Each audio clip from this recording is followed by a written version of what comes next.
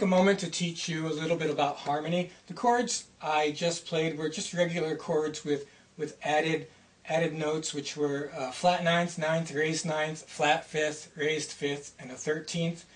It would be best that you learned those degrees of the scale and applied them to all of your chords, but a lot of people, they may be able to get it into their heads, but it doesn't translate into their hands when they play. So I'd like to show you a little shortcut or a cheat to get these chords into your hands. If you were to practice a couple hours every day for about 3 weeks, these chords will just eventually fall effortlessly out of your hands.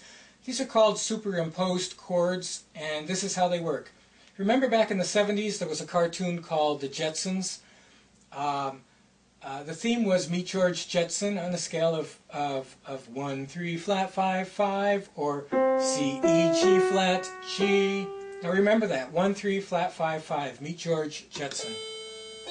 In the left hand, I'm going to play a C7th chord.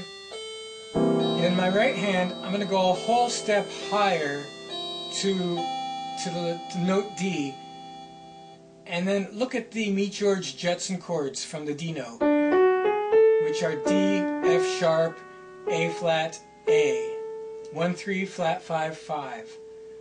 And then I'm going to superimpose a chord from each of those tones. So there's the C7 in my left hand, and I'll take the first Meet George Jetson note, which is a D, and I'll play a D chord over the C7th,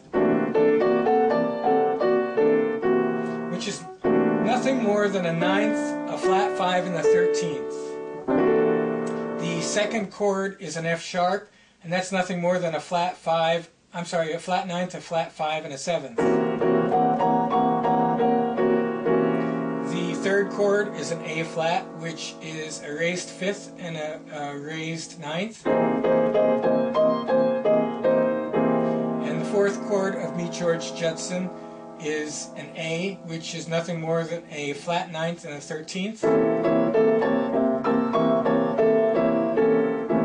And do this, practice each chord in the circle of fourths or the circle of fifths, and as I said, in about 3 weeks they'll just fall out of your hands. Now if you're playing the organ, or if you have a bass player and the bass player is playing the root, say he's playing an A. If the bass player is playing an A, don't play the A with him, because that would be a waste of a finger. Take one of the Meet George Jetson chords from the A and play that in your left hand. I'm going to play an E flat 7th.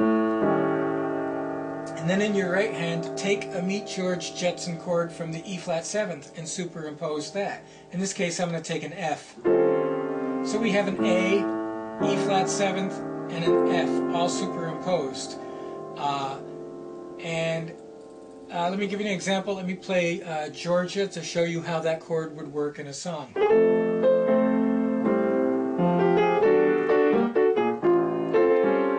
So we have an A, E flat 7, F.